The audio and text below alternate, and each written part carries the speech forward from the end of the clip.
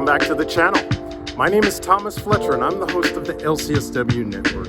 If you're new to the channel, please do me a favor by smashing that like button, by subscribing to the channel, and by sharing this video with your social work colleagues and friends. The purpose of this channel is to create a community of hope and support, where social workers and other licensed mental health professionals can come for relevant news, information, and inspiration. Welcome back to Self-Care Saturday. Welcome back to Season 6, Episode 2 of our Self-Care Saturday series. So in today's show, the topic is creating a personalized self-care plan, right? Okay, so last week we talked about the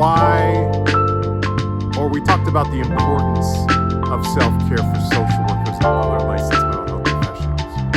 In today's episode, we're going to be talking about creating a personalized self-care plan for you to utilize. So, I have a plan that I've been working with since 2015. I got trained in this plan back in 2014 and started using it with clients and with myself in 2015. And this personalized plan that I use and that I teach others is called the Wellness Recovery Action Plan, created by Mary Ellen Copeland, PhD, and her associates back in the late 90s. So the Wellness Recovery Action Plan was, again, created by a community of people who were looking for wellness tools beyond the conventional or the traditional treatment interventions for living with a serious mental illness. But the Wellness Recovery Action Plan has gone beyond being just utilized by people living with mental illnesses. It's actually utilized by people all around the world who are recovering from not only mental illness but physical health and just life in general. So the Wellness Recovery Action Plan has many components to it. The first part of the Wellness Recovery Action Plan is called the keyrecoveryconcepts. There are 5 key recovery concepts that Mary Ellen Copeland and her associates have identified. These key recovery concepts are hope, personal responsibility, education, self-advocacy, and support. So these are very important key recovery concepts that become the lifeblood of working and creating a wellness recovery action plan. The second part of this wellness recovery action plan is called Wellness Toolbox. Wellness Toolbox are simply a list of things that are safe, simple, inexpensive, and free that anybody can use to get well, stay well, feel better when they're not feeling so good, or to maintain a sense of wellness when you are feeling well, right? So it's kind of a broad category of, again, things that you identify, things that are safe, simple, inexpensive, or free to get well and stay well. I'll share an example. I'll share some examples in my life.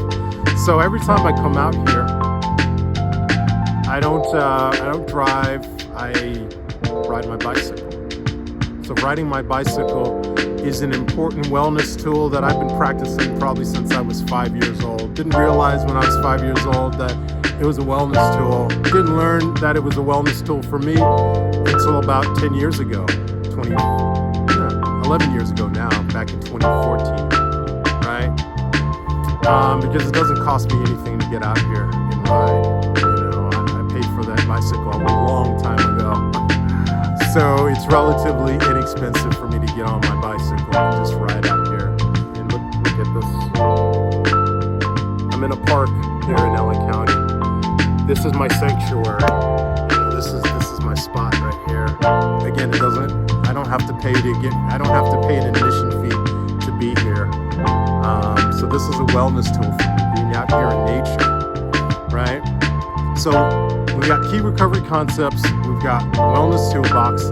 The third part of a wellness recovery action plan consists of the actual wellness recovery action plan itself, which consists of a daily maintenance plan or daily maintenance list, identifying your triggers and creating an action plan to address those triggers, identifying your early warning signs and creating an action plan to address those early warning signs, identifying when things are breaking down or getting worse and creating an action plan to deal with those breakdowns. Also creating a crisis plan and then creating a post-crisis plan. And what I love about the Wellness Recovery Action Plan, all the different parts of it, it's modular. So you don't really need to necessarily create the crisis plan, the post-crisis plan, the breakdown action plan, the trigger action plan, the early warning sign action plan.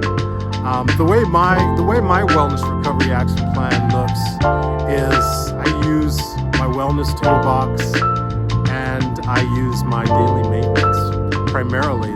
That's primarily my wellness. And of course, the key recovery concepts are important.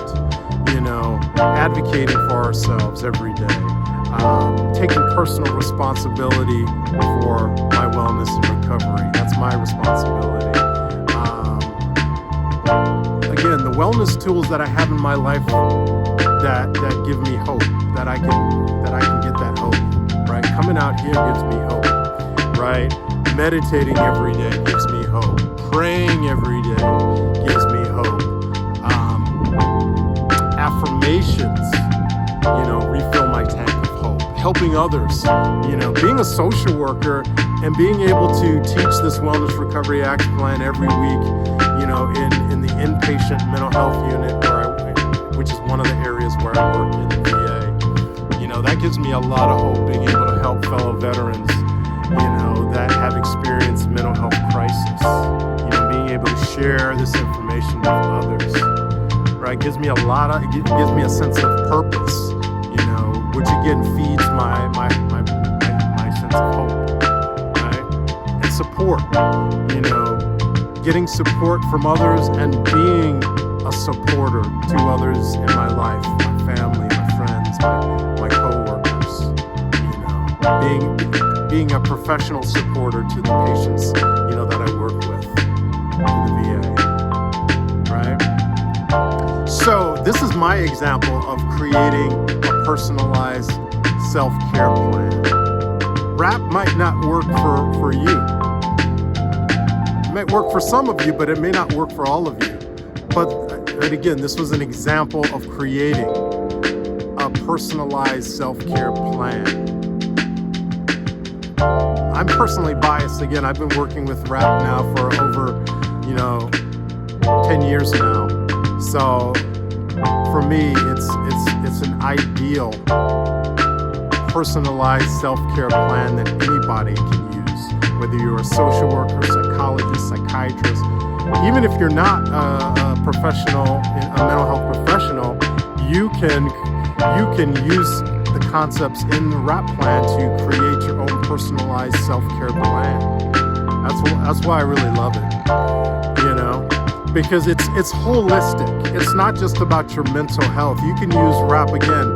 I use RAP, not only to maintain my mental health, but I also use it to maintain my physical health. Again, coming out here, when I'm at work, I use my lunch breaks to walk around the campus where I work at. Of course, I do spend some time munching my lunch, but then I'll spend 30 to 40 minutes walking around the campus where I work at. That's part of my wellness recovery action plan. Getting that physical wellness, right? Again, in the mornings, starting off my day with some meditation, with some gratitude, right? Gratitude is an important wellness tool in my toolbox. Practicing gratitude. I have a gratitude journal. again, that's part of my wellness toolbox, right? So again, if you don't use RAP, how are you personalizing your own self-care plan? What are you using? I'd love to hear other ideas that people are using if you're not using a wellness recovery action plan, if you're not using a wellness toolbox, if you're not using a daily maintenance plan. What does your personalized self-care plan look like? I would really love to hear how other folks around the world are creating and using personalized self-care plans.